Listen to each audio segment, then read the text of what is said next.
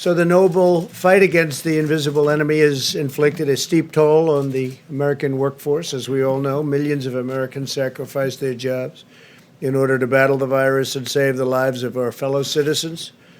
We have a solemn duty to ensure these unemployed Americans regain their jobs and their livelihoods. Therefore, in order to protect American workers, I will be issuing a temporary suspension of immigration into the United States. Esto solamente se le aplicará a personas buscando residencia permanente en los Estados Unidos, en otras palabras, los que van a recibir la tarjeta verde. Este es un factor muy importante, no aquellas personas que vienen de manera temporal, y más adelante analizaremos cualquier otra medida de inmigración que tendremos que colocar para proteger al trabajador estadounidense.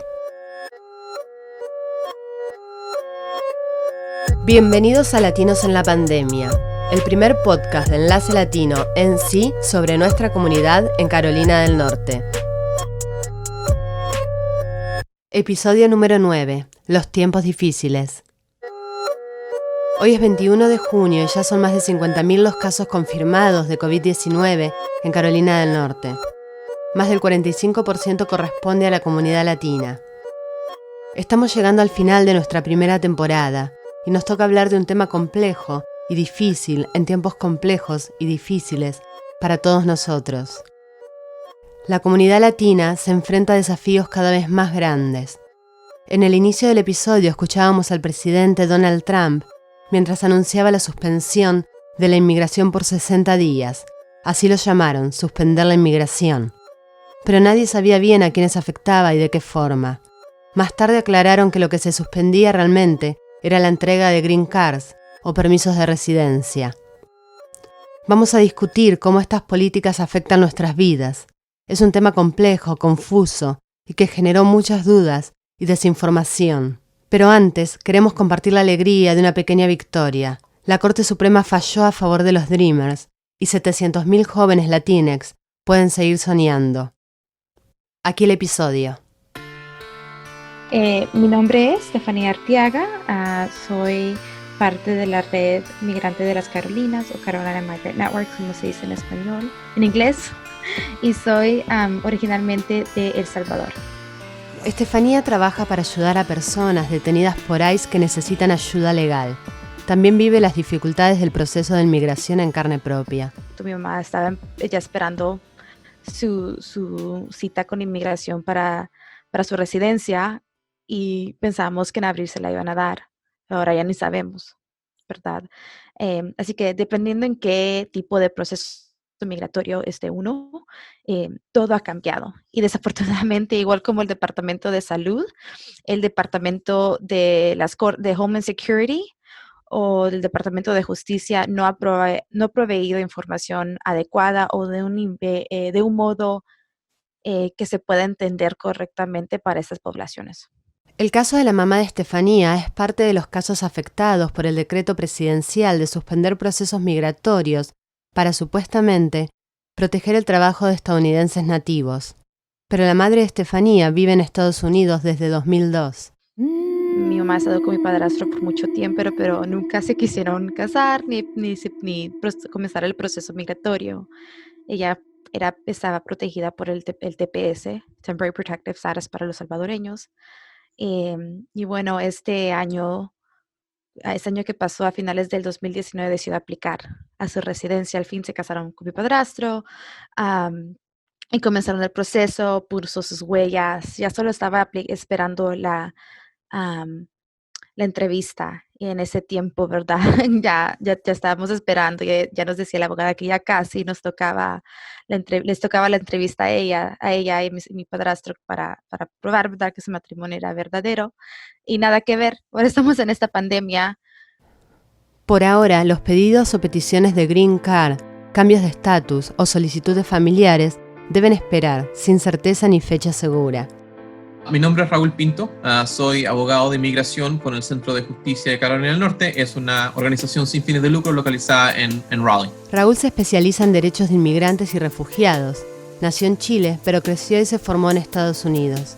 Hablamos con él sobre cómo afecta el COVID-19 a los procesos migratorios. Si te pudiera resumir la situación en estos momentos en una palabra, es con la palabra demora.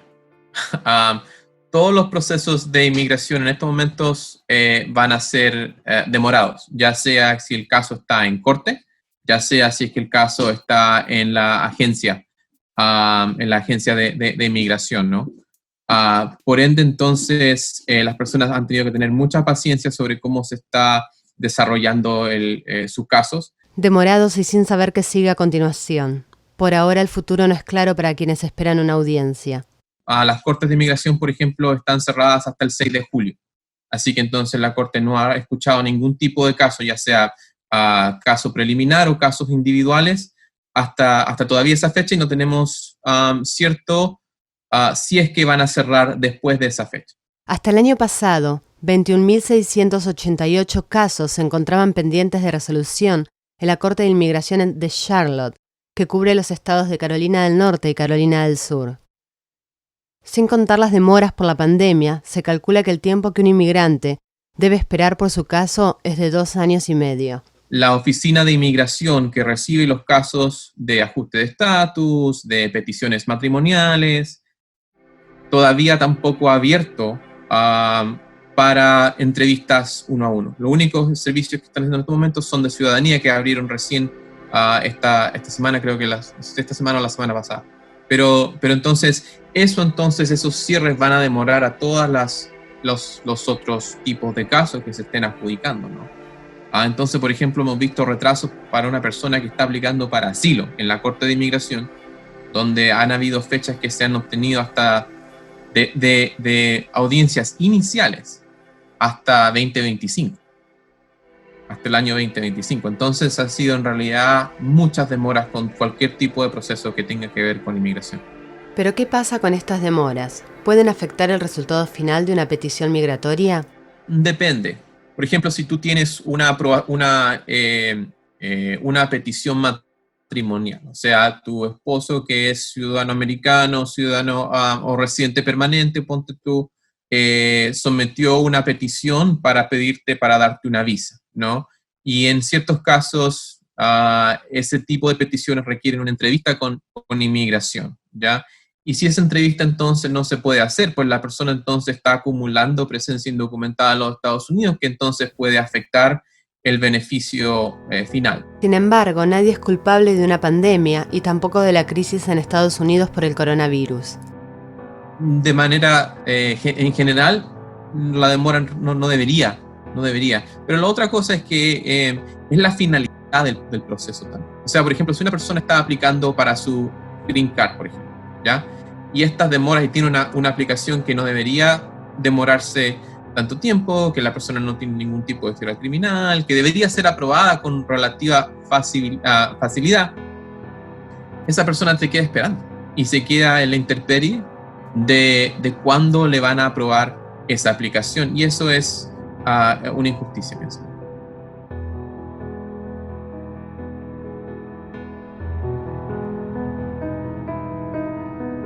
Hablamos también con USIS, el Servicio de Ciudadanía e Inmigración de Estados Unidos, para obtener mayores respuestas sobre las demoras en los procesos.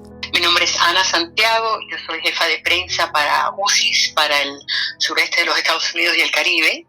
Es un placer para mí estar con ustedes hoy. Estoy aquí para contestar cualquier pregunta que tengan sobre mi agencia.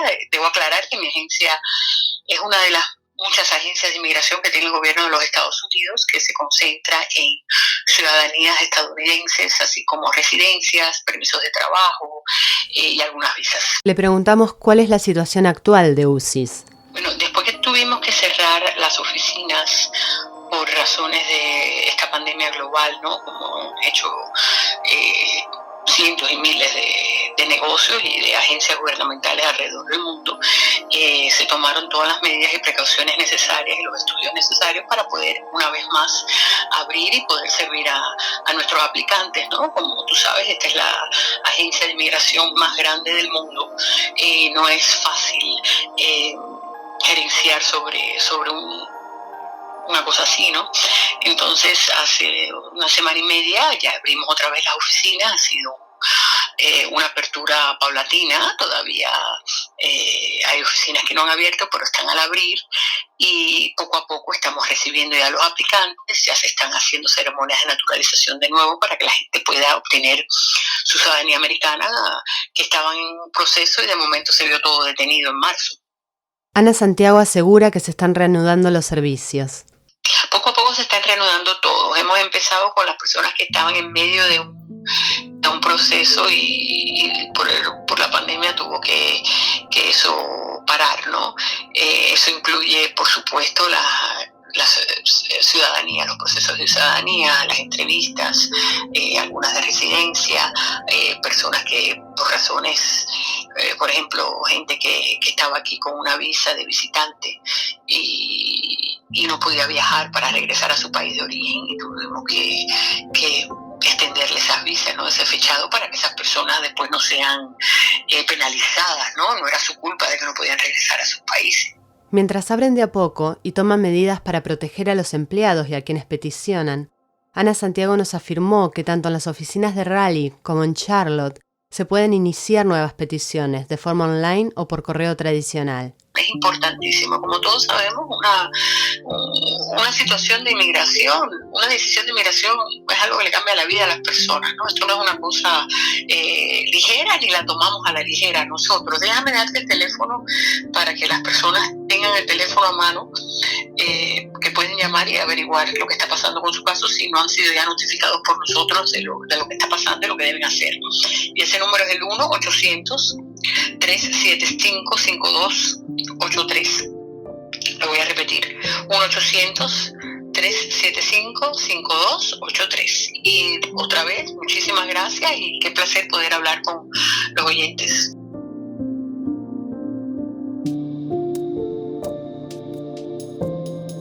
Regresemos al comienzo. ¿Recuerdan a Estefanía? Ella nos contaba la historia de cómo el COVID-19 afectó el trámite migratorio de su mamá. Mientras espera, Estefanía sigue con su trabajo por los derechos de los inmigrantes y nos contó cómo la pandemia está afectando a los centros de detención, los procesos de las personas detenidas y las redadas de ICE. Bueno, cuando pasó la pandemia teníamos algunos casos de personas que apenas tenían quizás un mes en el centro de detención Stewart, donde representamos la mayoría de nuestros clientes, y vimos un cambio interesante en las cortes. Es muy importante notar que en marzo no se había notado ningún tipo de caso de COVID-19 en los centros de detención de inmigración de esta región. Así que lo que notamos fue, ¿verdad? Nosotros manejamos nuestros casos y lo que vimos es que los casos se manejaron mucho más rápido y que las fianzas, que típicamente eran de $15,000, $20,000, nos las estaban dando alrededor de $5,000 hasta $7,000 la más alta. Así que vimos que mucha gente estaba saliendo y rápido.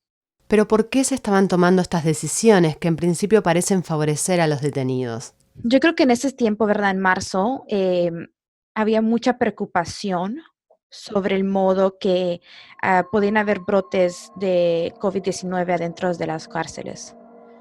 Yo creo que, bueno, para comenzar, o sea, la Corte de Inmigración en el centro de detención de Stewart es una bien difícil. Yo creo que los jueces tomaron en consideración que hay mucha gente que sí es elegible para salir del país, del centro de detención, y que también corrían un gran riesgo si estuvieran adentro del centro de detención, simplemente porque no hay posibilidad de tener distancia social. La gente está tan encerrada. ¿Verdad? El centro de detención Stewart, que está en Lumpkin, Georgia, es bien famoso por su falta de acceso médico, falta de comida adecuada. De hecho, uno de los casos que representamos, donde sí pudimos sacar al señor, el señor se cayó de la cama en el centro de detención y se quebró el brazo y necesitaba cirugía, y lo único que le estaban dando era Advil para el dolor. ¿Verdad? Así que hemos visto muchas veces que simple tratamiento médico o tratamiento médico extremadamente importante no se los brinda a las personas que están adentro. Durante la pandemia, la actividad de ICE disminuyó. Por ejemplo, una de las cosas ¿verdad? Ahorita mismo no han habido redadas. Sin embargo, sí hubo actividad de ICE hace unas cuantas semanas en Cleveland County. Así que yo creo que algo que nosotros como organización estamos monitoreando es la actividad de ICE en la región, porque el trabajo de ICE es ir a recoger a la gente y no lo han hecho ya por unos cuantos meses, ¿verdad?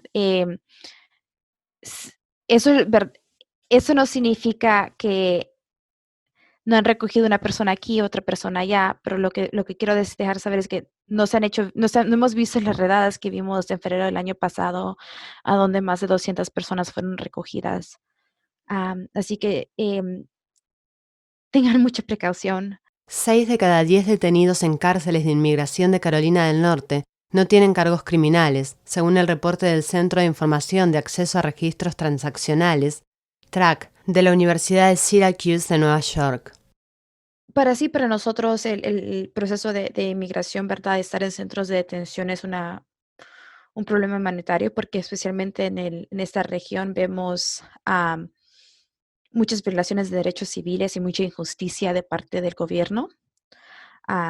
Así que, eh, y, o sea, exactamente vivir una pandemia dentro de una cárcel a donde ya se te están violando tus derechos civiles, a donde no hay procesos que se están cumpliendo de parte del gobierno, es horrendo, da mucho miedo. Ok, mi nombre es Bruno Hinojosa Ruiz, soy parte de CIMA, Compañeros Inmigrantes de las Montañas en Acción, aquí en Asheville, Carolina del Norte. Bruno, como Estefanía, también destaca la disminución de la presencia de ICE en las comunidades latinas, pero advierte que eso no es motivo suficiente para que las personas indocumentadas se sientan seguras. Sí, bueno, en esta parte de Carolina del Norte, con todo esto de la COVID-19, no hemos visto mucha actividad de inmigración en nuestras áreas. Por estos tiempos no hemos recibido ninguna llamada o hemos escuchado de nadie que ha sido detenido por ya sea una redada o han ido a su casa por inmigración. Entonces, de nuestra parte, pues creo que por ahora no hemos visto mucha actividad en estas épocas o en estos tiempos. Lo que sí hemos visto es de que, por ejemplo, cárceles donde había gente que estaba siendo ya sea procesada por un cargo local, fueron dejadas salir de la cárcel, ¿no? Los dejaron salir porque tenían o estaban en riesgo de contagiarse, entonces las dejaron salir, pero aún así tenían que seguir con inmigración, sus casos de inmigración. Pero es lo que hemos visto, no hemos visto mucha actividad en estas áreas y es algo bueno, pero también creo que también dejarle saber a la gente, ¿no? Pues estar preparados siempre con potencial o con actividad que puede ocurrir. También el abogado Raúl Pinto nota la baja de la presencia de ICE durante el coronavirus. Hay excepciones, ¿no? Específicamente en casos donde las personas pueden que sean blancos de detención, ya sea por cierto historial criminal, por cierto historial migratorio. Hay excepciones, pero de nuevo, no hemos escuchado por lo menos que se hayan ocurrido redadas definitivas o que se hayan hecho arrestos masivos de personas que hayan sido, que son blancos en este momento. Eso no significa que la situación no pueda cambiar también en los próximos días, ¿no? Pero por mientras tanto pienso que ICE no ha ejecutado la ley como lo estaba haciendo antes, y obviamente también tiene que ver con la seguridad de sus oficiales, ¿no? O sea, obviamente es difícil hacer un distanciamiento social cuando estás arrestando a una persona, ¿no? Así que pienso que eso ha sido también un factor importante para ponerle el alto a esos tipos de arrestos por el momento. Otro gran tema es el de la carga pública, uno de los escollos que los inmigrantes deben sortear mientras esperan regularizar su estado. Veamos qué significa. Ley de inmigración, que dice que si una persona que está aplicando para un proceso de inmigración, o sea, para una visa de inmigrante, si es que esa persona es determinada que va a utilizar beneficios públicos mientras está aquí en los Estados Unidos, que esa persona debería ser determinada como lo que se llama inadmisible, o sea que la persona no debería dejarla entrar. Eso es lo básico. La carga pública entonces mide si un inmigrante va a depender en algún aspecto del gobierno de Estados Unidos, es decir, si va a necesitar beneficios sociales. ¿Puede esta situación generar que la comunidad latina no busque ayuda médica, aun si tiene síntomas de COVID-19? La regla entonces después cambió en febrero de este año y lo hizo mucho más fácil para determinar a una persona que era inadmisible. O sea, si lo vemos al revés, entonces lo hace mucho más difícil que una persona pueda entrar a los Estados Unidos. Se requiere entonces, y en realidad es un análisis de diferentes factores. Entonces depende de la edad de la persona, depende si es que la persona tiene seguro médico aquí en los Estados Unidos, a pesar de que hubo una proclamación, pero eso ha sido detenido en estos momentos, pero sí lo van a ver como un factor, ¿no? Y en realidad lo que van a ver es si es que la persona entonces ha recibido en los Estados Unidos algún tipo de beneficio público. Y entonces por eso se llama la carga pública, ¿no?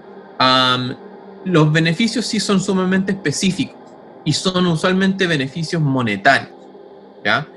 Entonces, hay que tener bien en mente los tipos de beneficios que califican y cuáles no. Y se ha determinado que, por ejemplo, obtener beneficios médicos, o sea, ayuda médica relacionada con el COVID-19 no es una razón de inadmisibilidad. O sea, no debería en ningún momento afectar la admisibilidad de una persona. Por eso, entonces, el consejo principal es que las personas que tengan síntomas de COVID o que sientan que necesitan ayuda médica, pues entonces que lo hagan sin tener miedo a que le podría afectar el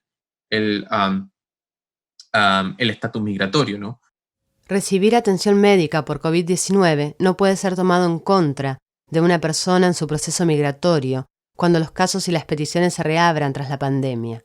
Y tampoco afecta a la persona los beneficios que reciban sus familiares. Ahora, lo otro entonces es que, por ejemplo, había mucha incertidumbre de personas que pensaban que algún beneficio a sus hijos o familiares cercanos también los podría afectar. Y eso no es el caso. Si una persona, por ejemplo, el hijo que es ciudadano americano, hijo o hija que es ciudadano americano o algún otro familiar en el hogar recibe algún tipo de beneficio público o recibe algún beneficio público relacionado con el COVID-19, eso tampoco afecta la admisibilidad de una persona. Preguntamos a Raúl qué es lo más importante a tener en cuenta en este momento tan difícil. En este momento pienso que lo más importante es hablar con abogados que están en proceso de inmigración, ya que obviamente las demoras pueden ser ya sea causadas por las demoras en el sistema de inmigración, como también hemos visto muchos cambios en pólizas últimamente, donde, por ejemplo, servicios de inmigración han pedido más documentos de lo que hacían antes. Han habido muchos cambios, entonces es bueno seguir en contacto con sus abogados para ver exactamente qué es lo que está causando la demora. Este fue nuestro 9º episodio. Esperamos que la información ayude a entender un poco más qué está pasando con los procesos migratorios y cómo las medidas del gobierno afectan las vidas de las personas. Latinos en la Pandemia es producido por Patricia Serrano y David Miller. Raúl Ramos y Paula Joglar colaboran en la producción y difusión. Paola Jaramillo y Walter Gómez realizan la dirección general. Pueden suscribirse a Latinos en la Pandemia en www.enlacelatinoenc.org/podcast. Yo soy Patricia Serrano. Expandamos la voz latina en Carolina del Norte.